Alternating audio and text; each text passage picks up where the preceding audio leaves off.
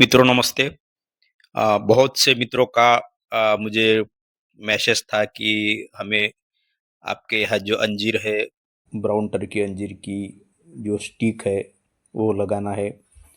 तो मित्रों हम क्या कर रहे हैं कि एक-एक मित्र को 10-10 स्टिक यहाँ से भेज रहे हैं और उसे कैसे लगाना है इसकी जानकारी मैं अभी आपको देता हूँ। देखिए, सर्वप्रथम क्या करना है, जो अंजीर की स्टिक है, उन स्टिक को बुरशीनाशक का जो द्रावण रहता है, उससे अच्छे से धो लेना है। वो तो हम यहाँ से ही आपको ट्रीटमेंट करके भेजेंगे।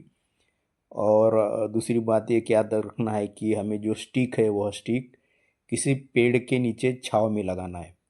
और लगाते वक्त यह ध्यान रखना है कि यह जो डंठल है ये ऊपर के तरफ रहे। तो मित्रों छाँव में इसलिए लगाना है क्योंकि अगर ज़्यादा तेज़ धूप रही तो यह स्टिक सूख जाती है, यह ग्रो नहीं हो पाती है।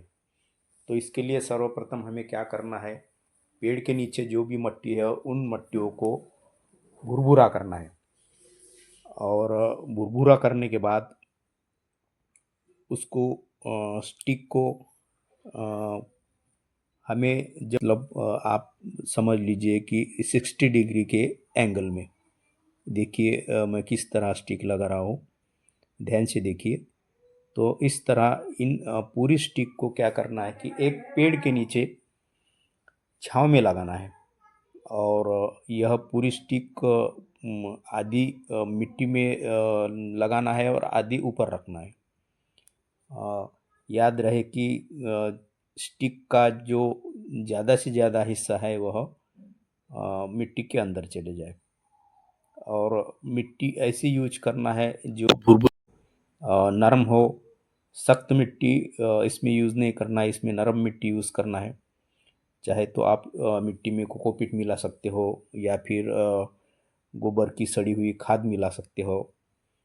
लेकिन जब आप इसमें खाद मिलाएंगे तो उसमें कुछ चींटी का पाउडर वगैरह डालना पड़ेगा, नहीं तो चींटियाँ उन स्टिक को ख़राब कर देगी।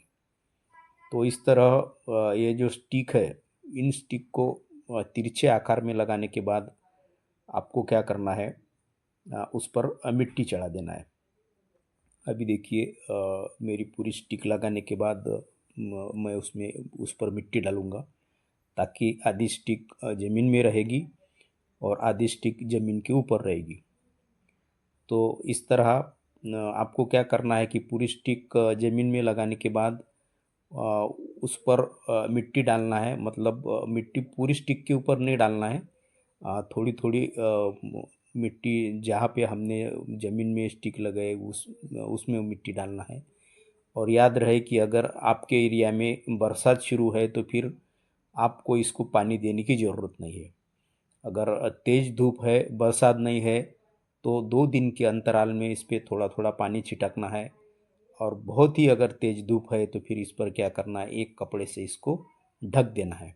और जब भी हम इसमें पानी डालेंगे उस वक्त सावधानी से इस कपड़े को बाजू करना है और फिर और उस वहाँ की मिट्टी को नमी बनाए रखना है, गीला रखना है। तो इस तरह 15 दिन में इसमें फुटान आ जाएगी। और फुटान आने के बाद फिर आपको जहाँ लगाना है वहाँ आप इसको लगा सकते हैं। मित्रों देखिए, हो सकता है कि आपके एरिया में यह अच्छे से ग्रो हो जाए। धन्यवाद।